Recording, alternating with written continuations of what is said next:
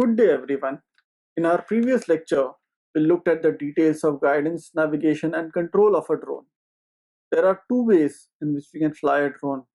Either the drone can be flown in a conventional manual way, or the drone can be flown in an autonomous mode.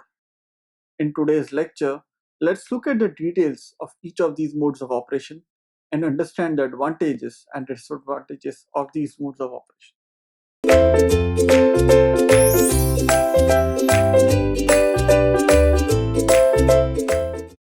Let's start with looking at what an autonomous drone flight is, or what does it mean by autonomous mode of operation of the drone.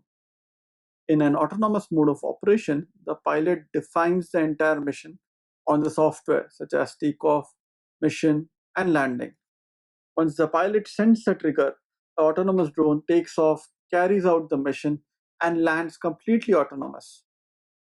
As autonomous drones are not piloted by humans, a ground control system or communications management software plays a major role in their operation, and thus they are also considered as a part of the UAS. In addition to the software, autonomous drones also employ a host of advanced technologies that allow them to carry out their missions without human intervention, such as cloud computing, computer vision, artificial intelligence, machine learning, deep learning, and thermal sensors. In the recent years, autonomous drones have begun to transform various commercial industries as they can fly beyond visual line of sight while maximizing production, reducing costs and risks, ensuring site safety, security, and regulatory compliance. They also can be used for consumer related missions like package delivery, as demonstrated by Amazon Prime Air, and critical deliveries of health supplies. The best way to understand the autonomy of a drone is as a spectrum. If autonomy is a measure of independence from external influence and the level of self governing, then different platforms can be autonomous, but on a different point in the autonomy spectrum. The key is to understand these different levels and what they look like in practice in the drone industry. Let's look at the various levels of autonomy or an autonomous flight as shown in the figure. Level 0. The pilot is in full control of every movement. Platforms are controlled 100% manually at all times. Level 1. Pilot assistance. The pilot remains in control of the overall operation and safety of the vehicle. However, the drone can take over at least one vital function for a finite period of time. It has no sustained vehicle control and is never in control of both speed and direction of flight at the same time. But it can provide support for navigation and or keep altitude and position. This can be used for a hobby or pro-consumer drone, which is GNSS supported to stabilize flight, while all inputs in terms of heading, altitude, and speed is done by manual input. This ranges from simple recreational photo or video footage to high-end asset inspections in the industry. At this level, sense and avoid features are available to alert the pilot of the drone's close proximity to obstacles.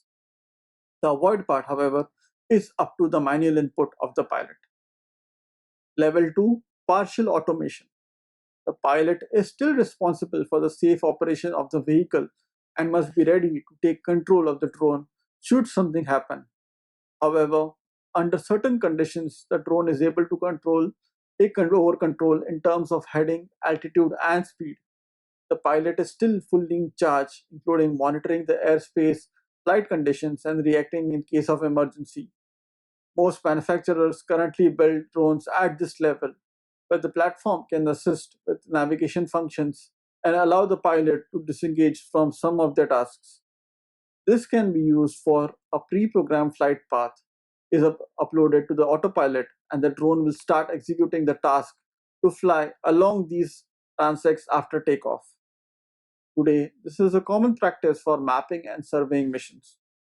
Some drones with this level of autonomy have a built-in automated takeoff and landing feature. This makes the drone handling easier but does not make it more autonomous. Level 3 conditional automation. Like at level 2, the drone can fly itself, but the human pilot must still pay attention and be prepared to take over at any time.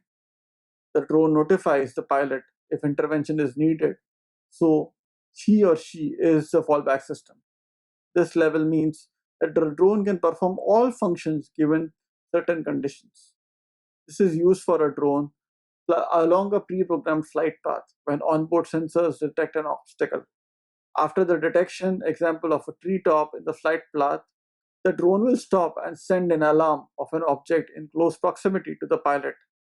The pilot then manually corrects the heading altitude before the drone continues to fly along its pre-programmed path. Level 4, high automation. The drone can always be controlled by a person, but it doesn't always need to be. It can fly itself full time under the right circumstances. The drone is expected to have backup systems that if one system fails, it will still be operational.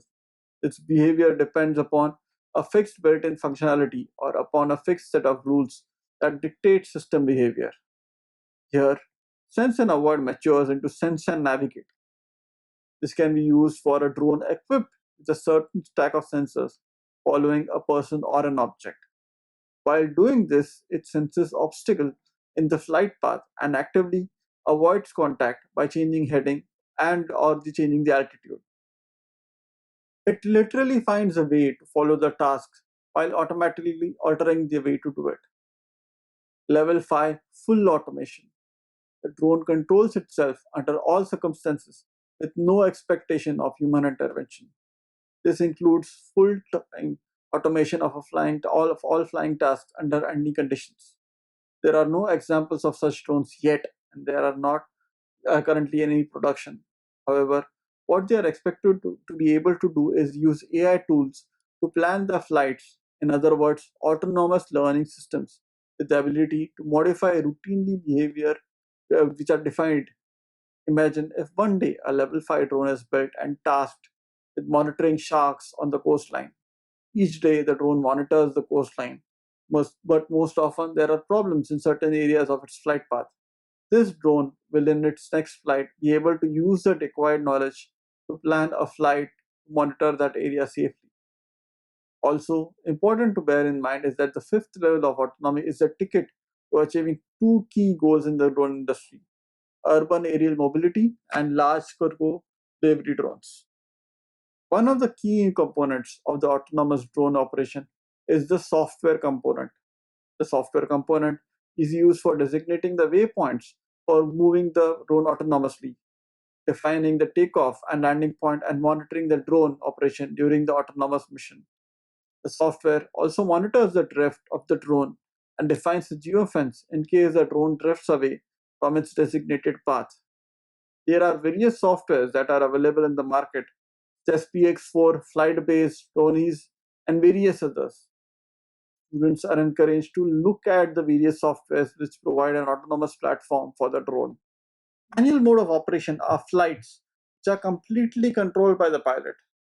This is the most general form of mode of operation where the pilot is entirely in control of the drone flight. All the mission required operations are carried out by the drone, including the general operations such as takeoff, landing, and cruise. For these operations, the drone is within the visual line of sight, and the operation of the drone relies completely on the judgment of the pilot. The pilot can take the support of the display of the characteristics of flight coming on the ground control system. Let's look at the differences between the autonomous and manual mode of operation in the next slide. In this slide, you can see the differences between an autonomous and a manual drone flight. To start with, first, through the software, the drone path can be told to follow a fixed path for an autonomous drone flight, whereas for a manual drone flight, the drone is controlled manually by the pilot. In an autonomous drone flight, the pilot fatigue is reduced if the drone has to be flown throughout the day, whereas in a manual drone flight, the pilot fatigue increases a lot. In an autonomous drone flight, it largely depends on the vision sensors and other sensors for stability and navigation of the drone. In a manual drone flight, it largely depends on the skill of the pilot flying the drone. In an autonomous drone flight, it is very useful if the drone has to follow a predefined path. Whereas in a manual drone flight, it is very useful for precise control and positioning of the drone. In an autonomous drone flight, It is affected by nearby interferences, and many times it leads to loss of control of the drone. Whereas in a manual drone flight, it is affected by nearby interference and can be, if it is affected by the nearby interference, it can be controlled by the pilot. To summarize the lecture, we learned about what an autonomous mode of operation is and what a manual mode of operation is. We looked at the various levels of autonomous flight and the autonomous drone softwares that are used for performing the autonomous flight. Finally, we looked at the differences between the autonomous mode and manual mode of operation. In our next lecture, we'll understand the various sensors that are used for operating the drone. Thank you very much.